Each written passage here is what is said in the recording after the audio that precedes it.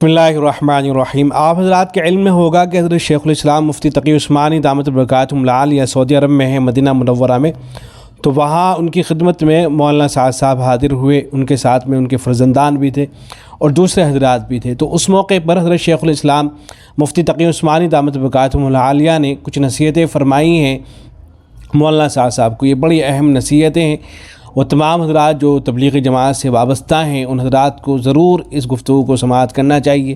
بہت سے حضرات تک تو یہ پہلے ہی پہنچ چکی ہیں باتیں، ان حضرات نے سماعت کر لی ہوں گی، اور آپ حضرات کے یہ علم میں بھی بات ہوگی کہ حضرت شیخ الاسلام مفتی تقی عثمانی دامت برکاتہم العالیہ کی طرف بعض ایسی باتیں مولانا سعد صاحب نے منسوب کر دی تھی کہ جو حضرت شیخ الاسلام مفتی تقی عثمانی دامت برکاتہم العالیہ کا منشا نہیں تھا، وہ مراد نہیں تھی۔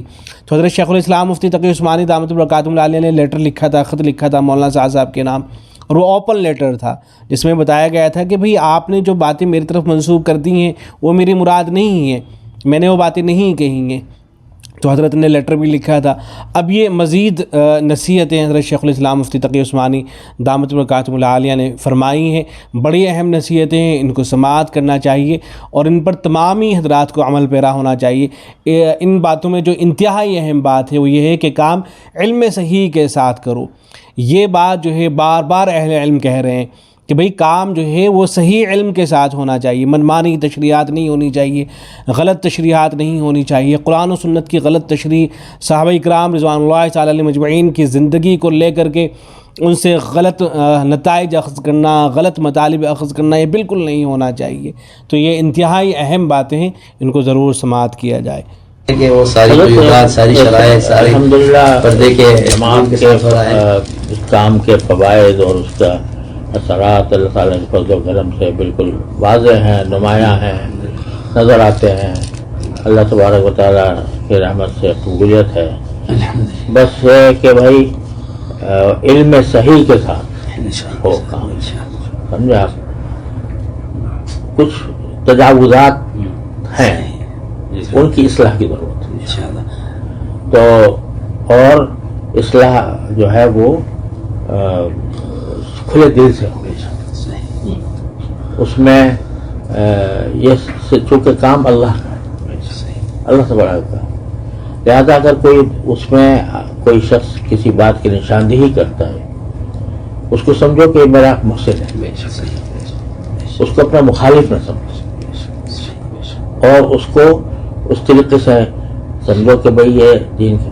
اب ہم ساری دنیا میں الحمدللہ ہم یہ کہتے ہیں کہ اللہ تعالیٰ نے جس طرح اس سے کام لیا ہے، اللہ تعالیٰ نے وہ کسی اور جماعت سے نہیں لیا، جتنا بڑا کام عوامی سطح پر اس نے کیا۔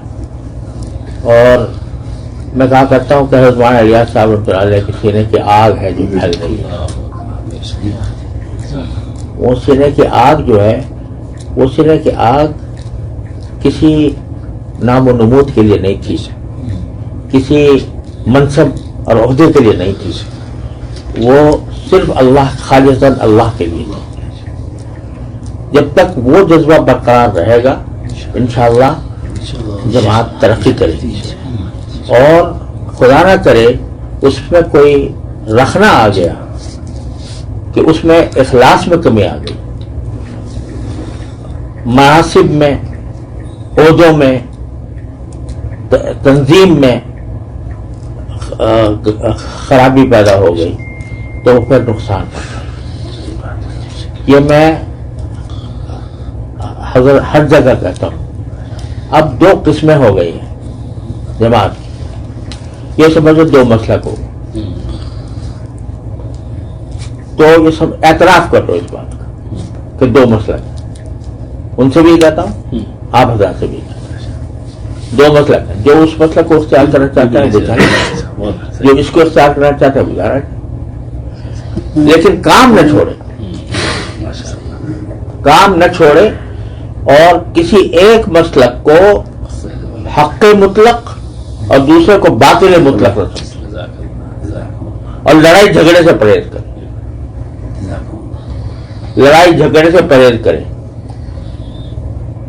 اب انگلینڈ میں کہاں کہاں جی بالکل یہ بات ہے، جھگڑے ہو رہے ہیں، مسجدوں میں جھگڑے ہو رہے ہیں، تو پھر کیسے نور آئے گا؟ कैसे बरकत आएगी? झगड़ा खत्म करें। कोई कुछ उस तरह कर रहा है तो उसको उस तरह करने दो, कोई इस तरह कर रहा है उसको इस तरह करने दो। अल्लाह के लिए कर रहे हैं जो और बदगुमानियां, बदजबानियां, इससे परहेज। दो चीजें, बदगुमानी और बदजबानी, इससे परहेज करें। यही मैं उन्हें जरा से अर्ज करता हूं और ये आप जरा से अर्ज करता हूं। बदगुमानी से बचें, बदजबानी से बचें। अगर कोई यानी बात काबिल इस्लाह नजर आती है, बैठ के बात करें, बस इस पर अमल करते रहेंगे तो इंशाअल्लाह अल्लाह की रहमत से ये जो हज़रत रियाज साहब के सीने की आग है ये बुझेगी नहीं। अगर बुझेगी तो हमारे हरकतों से बुझेगी।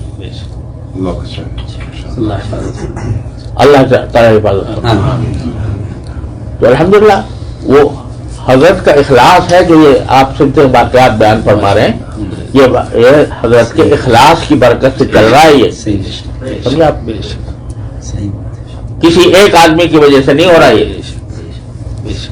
बिल्कुल ये हजरत के इखलास की वजह से हो रहा है। तो इसलिए इसको बरकरार रखें और इसको ये समझें कि जो काम हो रहा है अल्लाह के लिए हो रहा है। कोई गाली दे, जवाब गाली से नहीं होगा। समझा?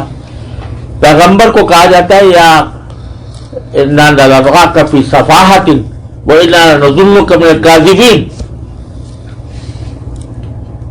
आज कोई किसी बाइस को, किसी दाई को कोई कह दे जरा मजमे के अंदर कि तू बेवकूफ है, तू झूठा है, वो कहे तू झूठा, तेरा बाप झूठा। पैगंबर क्या कहते हैं? या कौमी लैसा बी सफ़ाहतुन वलाकिन रसूल रब्बिल आलमीन। तो इस चीज को अपनाकर चलेंगे इंशाअल्लाह, खुलेंगे दरवाजे और ये जो शिकाक है ये भी खत्म होगा इंशाअल्लाह। और अल्लाह तबारक व तआला इंशाअल्लाह इसमें बरकत अता फरमाए। ये समझो चलो दो मसलक हो गए, एक हनफी, एक शाफी, एक मालिकी, एक हम्बली, चार हो गए ना। दो मसलक हो गए, बहुत फायदा हुआ। दो मसलक हो गए। जब मुझसे पूछता है कोई भाई ये बेहतर है या बेहतर है, मैंने कहा दोनों अपने मसलक है, समझ लो।